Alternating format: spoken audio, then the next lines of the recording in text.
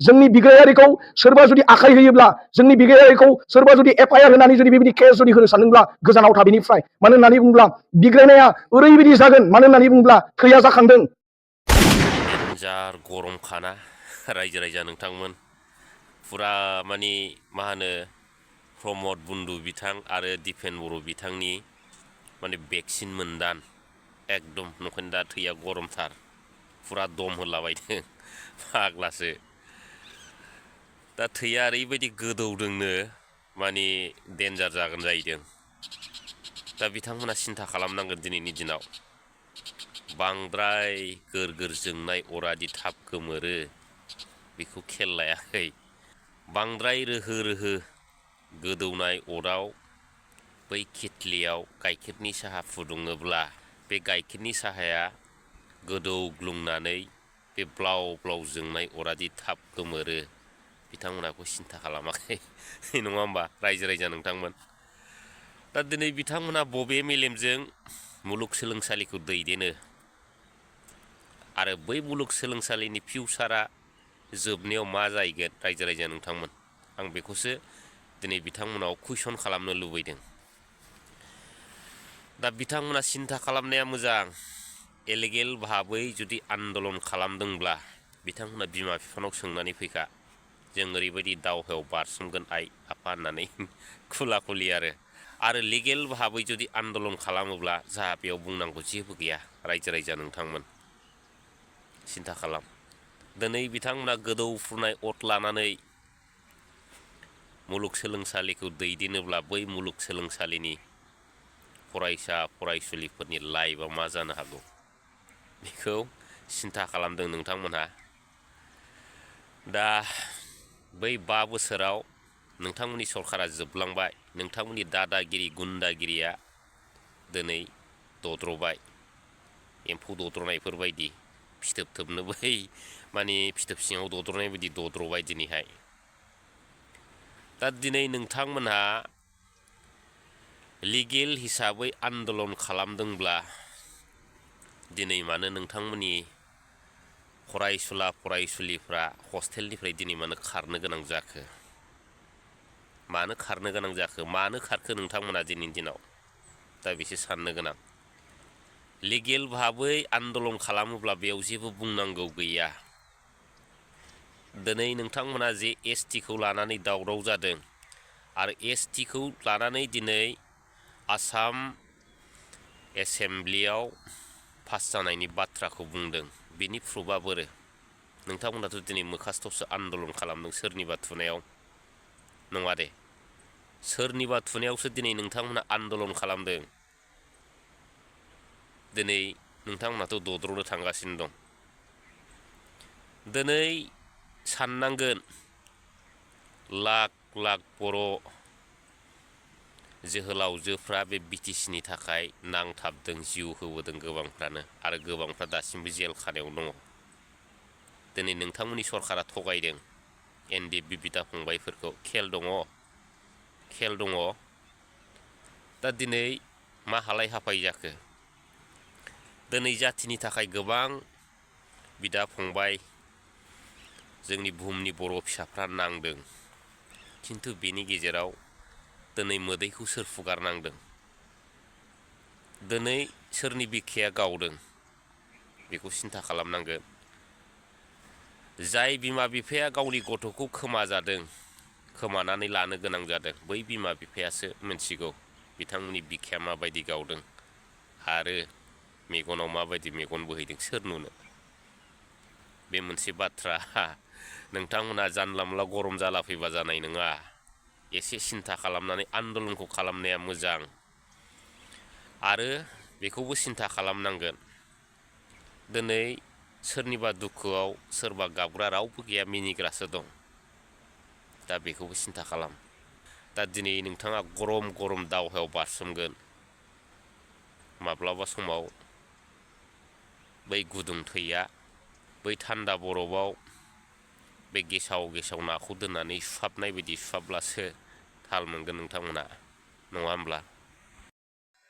आरो जोबनायाव आङो मोनसे बाथ्राखौ बुंनो लुबैबावदों दा बे बाथ्राया गोबां माने इम्परटेन्ट साननांगोन अल आसाम ट्राइबेल स्टुडेन्ट इउनियना गाबोन जुदि प्रमद बन्दु बिथांखौ बिटिसिनि सिप होनाय जासिगोन आरो दिपेन बर' बिथांखौबो माने बिटिसिआव डिपुटि सिप होनाय जासिगोन होनोब्ला गाबोननि दिनाव होमब्ला मा खोथा ओंखारगोन मिथिगौ दा नोंथांमोना ओरैबायदि खोथा ओंखारगोन बर' जाथिया अलखद जायाखै माने बयहाबो मोन्थाय दं होननानै दिनै बिथांमोनहा बुंगोन आरो नोंथांमोननि गुदुं थैखौ मा खालामगोन मिथिगौ नोङो माने सुग्लाय होगोन माने बरफनि दैजों सुग्लाय होनाय बायदि दा बेफोरबायदि आरो दिनै गादियाव गैयैखाय दिनै नोंथांमोन बायदिखौ जेक होनानै नङा होमब्ला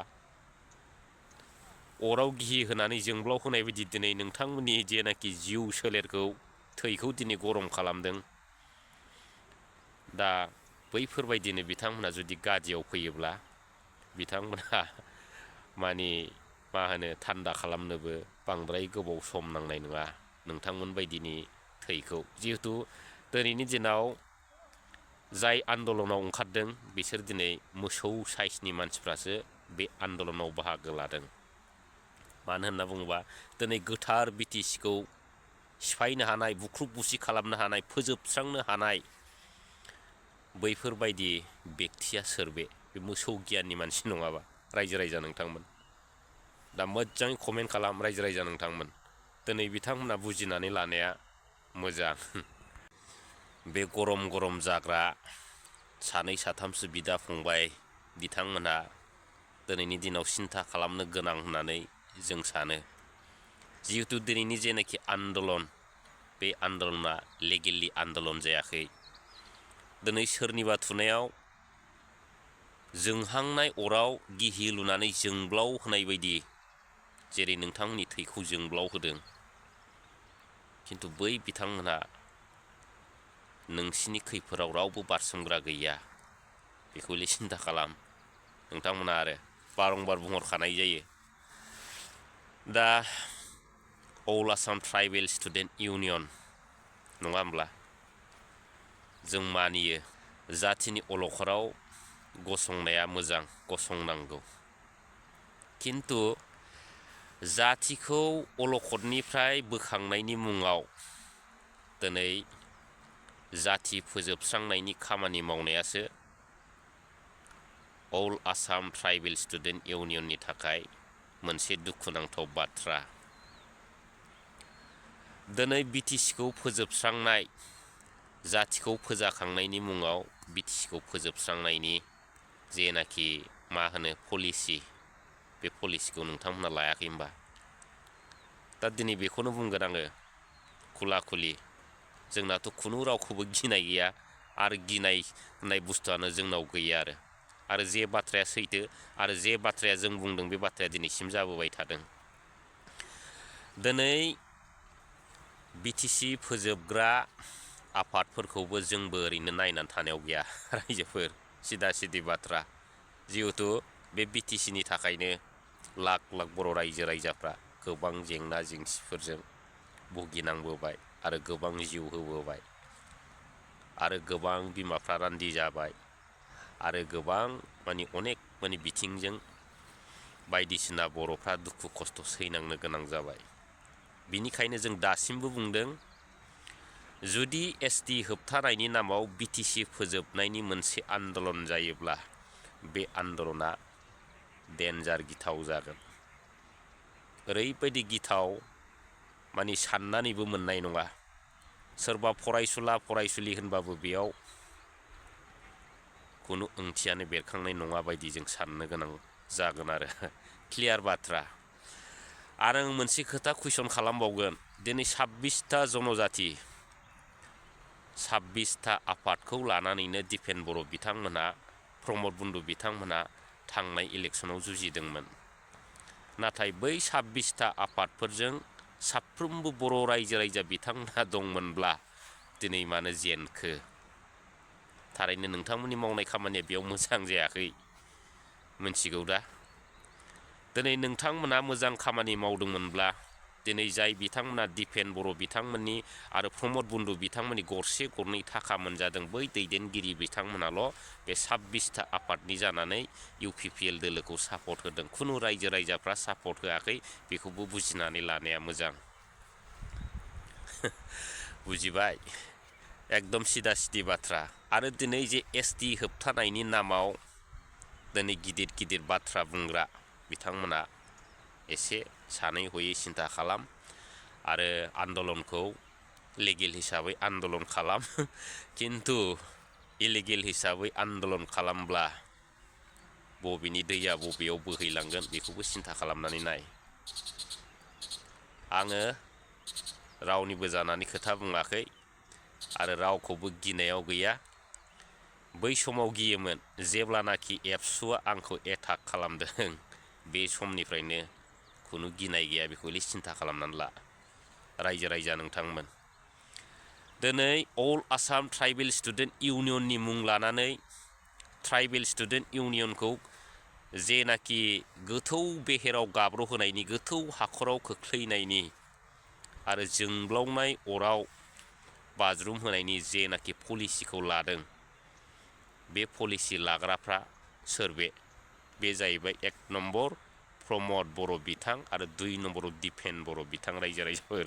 बिथांमोननि बायदि सोलियोब्ला बे अल आसाम ट्राइबेल स्टुडेन्ट इउनियनखौ बुहुमनि बर' फिसाफ्रानो हक, गुबुन गुबुन हारियानो हक, साफ्रोमजोंबो नोंथांमोना खदै मुजु जागोन, बेखौ सिन्था खालामनानै नायनाया मोजां। सिदा सिदि बाथ्रा। जोबनायाव मानगोनां रायजो राजा नोंथांमोन, दा क्लियार हिसाबै आं दिनै बेखौनो बुंनो नागिरदों आरो जाय बिथांमोना दिनैनि दिनाव इलिगेल हिसाबै आन्दलन खालामदों, बिथांमोनाबो बुजिनानै लानाया मोजां। बे आन्दलनाव सोरनिबा गुदुं गुदुं थैया जिन्दिगियावबो लास्टिं जानाय नङा, बेखौ बुजिनानै लानाया मोजां रायजो राजा नोंथांमोन। आरो दिनैनि दिनाव कन्ट्रल गैयालासिन आनकन्ट्रल दावहायाव ओंखारोब्ला मा जायो बेखौबो एसे सिन्था खालामनाया मोजां। आरो बांद्राय स्पिडाव जुदि गारिखौ सालायोब्ला बे गारिया माब्ला एक्सिडेन्ट जागोन आरो बै गारिनि मानसिफ्रा माब्ला बबे बबे जायगायाव उरायद्ला लांगोन रावबो थाल मोननाय नङा, नङा होमब्ला मानगोनां रायजो राजा नोंथांमोन। दा दिनैनि आन्दलना 100आव 100% ST होबथानायनि आन्दलन नङा मानगोनां रायजो राजा नोंथांमोन। दा बेयो जाहैबाय गादि गोमा जानायाव गादि लाबोफिननो थाखाय बानायनाय मोनसे गुबुंले आन्दलन। बे आन्दलनाव जुदि जोंनि गोथार बर' हारिनि फरायसा फरायसुलि बिदा फंबायफ्रा जुदि लोब्बा जायोब्ला बे आन्दलना बिराद गाज्रि महर जानो हागौ आरो जोबनायाव सोरनिबा सोरनिबा मेगनाव मोदै गनांनो हागौ। बेखौ सिन्था खालामनानै लानाया बहुद साननो गोनां। आरो दिनै सोरबा BPF दोलोनि दैदेनगिरि आरो सापर्टार बिथांमोना जेबो खालामनाय नङा, खिन्थु नोंथांमोना दि जेरेखम गुन्दागिरि भाबै जे आन्दलनखौ खालामगोन, बै गुन्दागिरिनि फिथाइखौ सरखारानो होगोन, सरखारनि मानसियानो होगोन।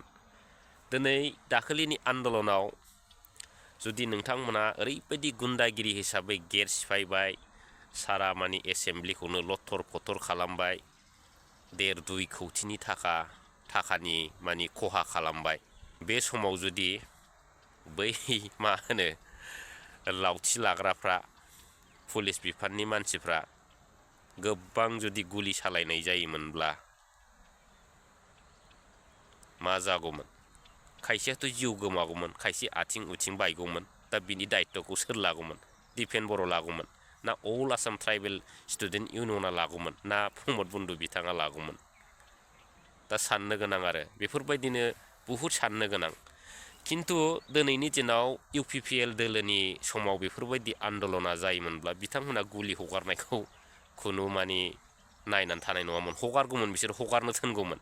दा दिनै BPF सरखारखायसो दिनै हारिनि गेजेराव अननाय गोनांखायसो आरो फरायसा फरायसुलिफोरनि फारसे गोबां अननाय गोनांखायसो दिनै जेसेबांखि गन्दगल खालामा मानो बेयाव गुलि सालायनो थाखाय अर्डार होनाय जायाखै। दा बेखौबो बिथांमोना सिन्था खालामनाया मोजां। हाजारखि माने इलिगेल हिसाबै आन्दलन खालामदोंबाबो माने फरायसुला फरायसुलि हिसाबै दिनै बिथांमोनखौ निमाहा होनाय जादों। दा बेखौबो सिन्था खालामनाया मोजां। नोंथांमोना बे गरम गरम जानानै आन्दलन खालामग्रा बिथांमोनहा सिन्था खालामबानो जाबाय। आङो बे भिडिअनि गेजेरजों माने बेखौ क्लियारिफिकेसन हरबाय आरो। मैयानि दिनाव दिपेन बर' बिथाङा गावनि फेसबुक पेजाव मोनसे पस्ट खालामदों। थारैनो दाख्लि जालांनाय जेनाखि आन्दलन, बे आन्दलनाव बिथांमोननि दोलोआ खुनु लोब्बा गैयानो। रायजो राजा नोंथांमोन मोनथिगौ दिपेन बर'आ बेसे गिदिर थगायसुला, नङा होमब्ला? दिनै दुलाराय बर' फरायसा आफादा लोब्बा गैयाब्ला दिनै साफ्रोमबो रायजो राजा बिथांमोननि जेनाखि जालांनाय दावराव दावसि बुलाय सोलाय बुख्रुब सुख्रुबनि जेनाखि बुफाय बुसिनि जेनाखि आन्दलन, बे आन्दलनखौ ससियेल मिडियायाव थांनानै नायबानो नुयो बेयाव सोर सोरनि फ्लेगआ दंमोन, सोर सोर फ्लेग लानानै बै एसेम्ब्लि हाउसाव सिलिंखार खालामहैयामोन। दा बेनो जाबाय दिपेन बर' नोंथां, दुलाराय बर' फरायसा आफादा लोब्बा गैया होननानै। दा बेफोरबायदिनो थगायै दिनै बिथांमोना मोनफ्रोमबो खामानियाव दिनै सौदावबोगासिनो दं। दा दिनै बेफोरबायदिनि थाखायनो दुलाराय बर' फरायसा आफादखौ जोंनि बुहुमनि रायजो राजाफ्रा फोथायनो गोब्राब मोनबाय। आरो बिनिखायनो दिनैनि दिनाव दुलाराय बर' फरायसा आफादनि सायावबो रायजो राजाफ्रा मुगैनाय फैबाय। रायजोफोर बे हले खाथां